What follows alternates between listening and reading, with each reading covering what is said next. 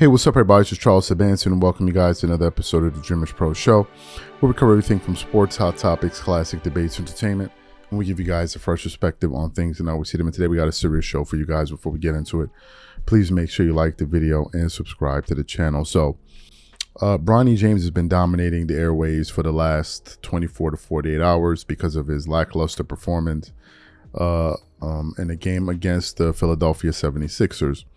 Where he didn't score from the field and had 3 turnovers. Sparked a lot of conversation, although last night he did play. I forgot how many minutes he played for the Lakers in the Wizards game. I think he had a and one or something like that, so good for him.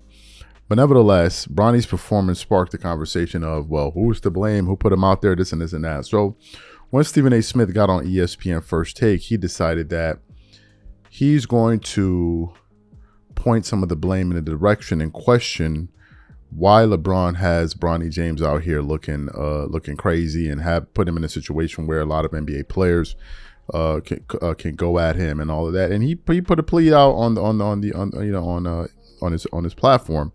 We did a show reacting to it, and I was like, I don't really understand where Stephen A. Smith is coming from, because Stephen A. Smith was slapping down a lot of people that were critical of some of Bronny's performances, calling them haters.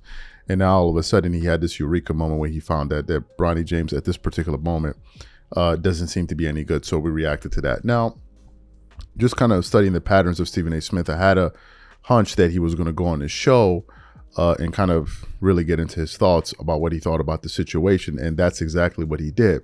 So when I decided to click on this particular segment of him addressing what took place on air, he then began to reveal some information about what happened after he made those statements on TV. He revealed that people from Klutch Sports contacted him because of the position that he took on television. And Stephen A. Smith essentially started to say that, look, because of my comments, these guys are reaching out to me and telling me why, how dare you question LeBron's fatherhood and the way he's raising his son and all that. I was like, this is very interesting. So before we get into what he had to say, today's video is brought to you by our sponsor, PrizePicks. PrizePicks is America's #1 daily fantasy sports with over 10 million members. PrizePicks makes it easy to get real money action on the sports and players you love. You pick more or less on at least 2 for a shot to win up to 100 times your cash. For example, this week on PrizePicks, I'm looking at the upcoming NBA schedule and selecting Stephen Curry for more than 29 points and Kevin Durant for more than 27 points and Anthony Davis for more than 12 rebounds and Luka Doncic for more than 8 assists.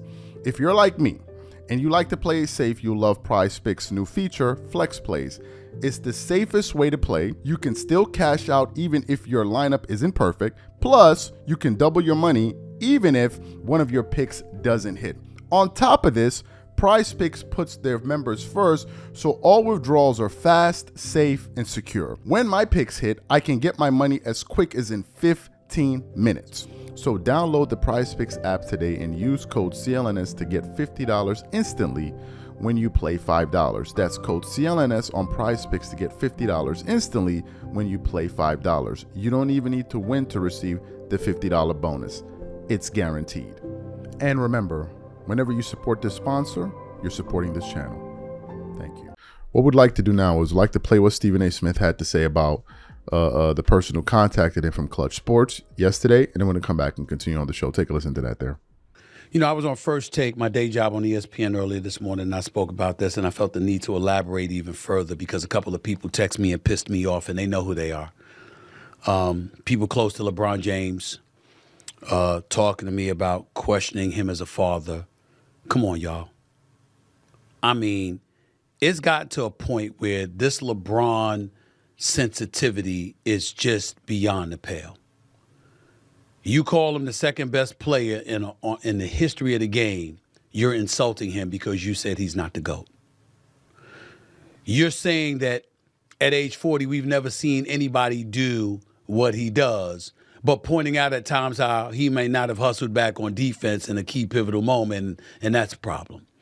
You give him all the praise in the world when he drops 40, but he has a bad night, and you say he had a bad night, and you're hating. It's ridiculous. But never before has it been more ridiculous than it is right now, because the reality is that we got to be real about what we're seeing when we talk about Bronny James. I am not a person that had a problem with Bronny James being on the court for the season opener with LeBron James. That was a phenomenal moment to see a father on the court with his son who has NBA aspirations playing together for the first time in NBA history. The Griffeys in baseball, Ken Griffey Sr. and Jr. were in attendance for it. It was a special moment. My position has always been that should have been the only moment we saw Bronny James in a Lakers uniform this season, because he's not ready. I'm not here to tell you that he won't be ready. I'm not here to tell you that he won't be an NBA player. I'm not here to tell you that he should give up his dreams and his aspirations. I think the kid's got potential. I think the kid will be in the NBA one day. I watched him in the G League doing his thing. I think he's going to be fine eventually. But that's not the case yet. And because it's not the case yet, and then you see some of these numbers, I do find myself looking at LeBron James instead of Bronny James, because LeBron is the basketball savant. LeBron is one of the top 2 greatest players in the history of the game. LeBron has forgotten more basketball than most people would know. So no matter what we think about Bronny, he knows more. But you see what you see. Bronny James has played in 13 NBA games. Ladies and gentlemen, he's averaging 0.3 points, 0.3 assists, and 0.4 rebounds. He shot 1 for 16 from the field in his NBA career and 0 for 7 from three-point range. And he's playing in the first quarter of an NBA game? Really? And everybody wants to look at it, and LeBron has nothing to do with that. He didn't tell J.J. Redick to put him in the game. I get all that. But come on. I'm not being cruel to Bronny. I'm looking out. Do you want it this way, LeBron? Do you want it this way, Rich Paul? Do you want it this way? So you heard what Stephen A. Smith had to say there about who contacted him. And based on how he was speaking, I'm going to assume it was probably LeBron's agent, Rich Paul, that contacted him. What is this information that he revealed? What does it tell me? Number one, it tells me that these guys listen very carefully to the things that are being said about LeBron James, especially in contentious moments like this. That's number one. Number two, it also tells me that these guys are very aware and always they constantly have their thumb on the needle, and they're constantly ensuring that the narrative is spun in a particular way. Because to contact Stephen A. Smith after his comments, it means that what he said doesn't coincide with a particular narrative that they want put out there. Number three, what's alarming about it is that it seems as if that people are not allowed to express their views from a candid position, and people are always in sports media always trying to be influenced to say things a particular way. Say it this way. Why'd you say it that way? Why'd you say this? It's almost like say what we want you to say about this particular thing. Don't judge it from your vantage point. Don't give an organic position on it. Give the position that best suits us. This is how you control narratives. You see, because at the heart of the issue for me is that you're trying to modify his position for him. He should be allowed to give his views. But it cannot be that way with these guys. They must always control the narrative. It's a tightly woven narrative that they cannot afford anyone to mess around with. And if you go out there, start questioning this and questioning that, they're going to call you up. This isn't the first time Stephen A. Smith said this. He alluded to the fact that when Kendrick Perkins last year came out and took some strong positions against LeBron James, they contacted him as well. that he has to get back on track. Don't say it that way. Say it this way. Don't say it that way. Don't say it this way. So the question now becomes, how many people in sports media are actually being influenced by these guys to give the views that they have? And secondly, how do we know anything that these guys say is truly what they mean? Any of them. Literally, what I see out there is a bunch of millionaires running and hiding and afraid to say what they really think. None of these guys have really any freedom to say what they believe. Not in the sense that you're just going to go out there and say inflammatory things. No. Or just start cursing and swearing and levying all kind of crazy accusations at people. No, that's not what I'm talking about. What I'm talking about is giving a succinct position on a particular issue without the influence of that party that's being discussed reaching out to you to trying to get you to modify your position one way or the other. Or the fear of giving an organic position. And if you know you do that, you're going to go out there and probably get yourself blackballed by certain groups. It's a serious problem.